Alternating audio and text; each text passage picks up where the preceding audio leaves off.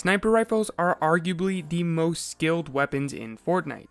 They are the only weapons besides rocket-based weapons that have bullet travel and bullet drop. All other weapons in Fortnite are hit scan, meaning that right when you pull the trigger, the bullet registers instantly at unlimited range. With hit scan weapons, aiming is simple. You aim directly at the person, pull the trigger, and if your aim is good, and if bloom is on your side, then you'll hit your target. This isn't the case for sniper rifles. A lot more calculating is involved with them since you have bullet drop off and you have travel time. So this is what I wanted to cover in this video. Where do you need to aim your sniper in order to land that critical headshot? There are 4 different types of sniper rifles in Fortnite.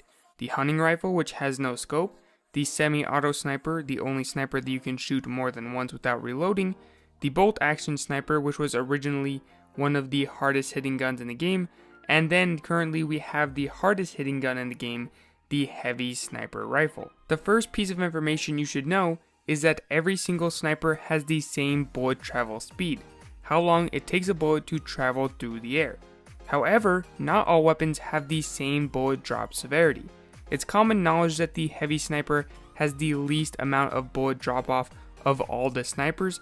Naturally, when knowing this information, you would assume that the bullet would travel faster, but apparently the heavy sniper's bullets just defy gravity better. So let's get into where you should aim your sniper at different ranges. I tested all 4 snipers every 5 planks, from 10 planks all the way up to 65 planks. Remember that a plank is simply a piece of wood laid flat on the ground and is approximately 5 meters. Let's start with the semi-auto and bolt action snipers, because these 2 snipers are actually exactly the same in terms of where you need to aim them versus a standing still opponent. They have the same scope and they have the exact same bullet drop effect. 2 things to note: the planks are on the top left of the screen and the travel time is on the bottom. The white numbers are in frames, but I'll convert it into normal time, which you will see in orange. So since the bolt action and the semi-auto sniper are the exact same in terms of their scope and where you need to aim, I'm just going to show clips of the bolt action sniper. Starting off at 10 planks, which is approximately 50 meters, you aren't going to make any real adjustments here. There is some drop off, but if you aim directly at the middle of a person's head, you're going to hit them in the head. Make sure you are noticing the times at the bottom as well as we go throughout all of these different ranges, as this will become important later on in the video. Moving on to 15 planks is where you're going to want to start aiming a little bit higher to account for bullet drop, but not a lot of adjustment is needed.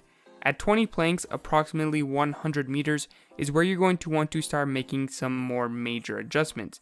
You're going to want to aim 1 notch above your enemy. So that very first notch below the middle of your scope is what you're going to want to put on your opponent's head when you are at 20 planks. As we continue on for further distances, you want to keep aiming gradually higher as shown from these clips. At 45 planks, approximately 225 meters, is where you're going to want to be about 2 notches on your bolt or semi-sniper.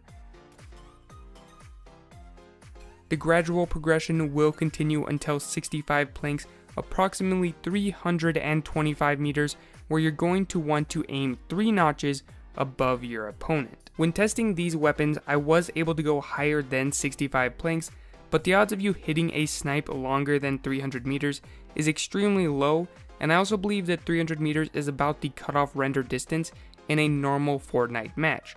I think they simply allow further render distances in playgrounds. Now let's go ahead and move on to the heavy sniper rifle. This is the sniper that is least affected by bullet drop. At 10 planks, there's basically no drop with the heavy sniper. At 15 planks, approximately 75 meters, is where you will start to notice a tiny bit of drop occurring, but nothing severe. At 20 planks, 100 meters, you should be at about half of a notch. Then as we continue on to the 30 planks, approximately 150 meters, this is where you should be at the very first notch for the heavy sniper. In between 1 and 2 notches is where you're going to constantly be with the heavy sniper for anything that is a long range, because by the time you get all the way to 65 planks, you'll have barely reached the second notch. So the heavy sniper is definitely the simplest in terms of where you should aim it. Keep it between 1 to 2 notches for anything 150 meters above, and then below 1 notch for anything below 150 meters. Finally, we have the hunting rifle. This one is pretty difficult to explain because there is no scope to which I can base a lot of this off of, but from what I can tell, the bullet drop off is identical to that of the bolt and semi snipers. There isn't much to break down, but the best advice I can give you with the hunting rifle is to exaggerate the height. Without the scope, your opponents will appear a lot further, resulting in you having to aim a lot higher above them at those longer distances. Like I said, there isn't much I can give you guys for this one because there aren't markers that can transfer into game easily and help you out, but if you treat it like a bolt sniper and account for the lack of a scope, you'll be pretty successful with this weapon. So that's what we have in terms of bullet drop off, and if that was all we had to take into consideration, sniping would be pretty simple. But of course it isn't, and we have to take into consideration the travel time of each bullet. An important piece of information that you should know before we move on is that it takes a player 9/10 of a second when at full sprint to go one full plank. If you were paying close attention to the time at different distances, you'll know that it took a little over 1 second at the longest point 65 planks for a bullet to travel.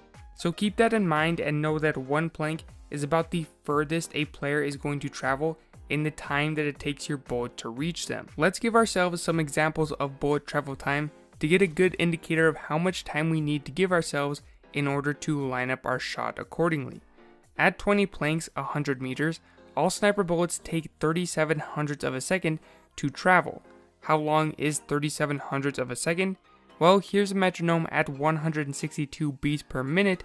In other words, every single click is 37 hundredths of a second. Pretty quick, right? In terms of distance, a player isn't even able to travel half of a plank in that time. So if someone was perpendicular to you and you wanted to shoot them with your sniper rifle at 20 planks, you wouldn't even want to aim more than half of a plank in front of them. Let's move on to 30 planks, 150 meters. Now this is where we are at about half of a second in terms of bullet travel speed. What does half of a second sound like, you ask? So it takes a little bit longer than before, but is still pretty quick. An opponent can travel a little over half of a plank in this time. Finally, let's take a look at 50 planks, about 250 meters, which is going to be about the longest distance that most of us will be taking sniper shots from. At this point, a bullet takes about 9/10 of a second to travel, which sounds like this.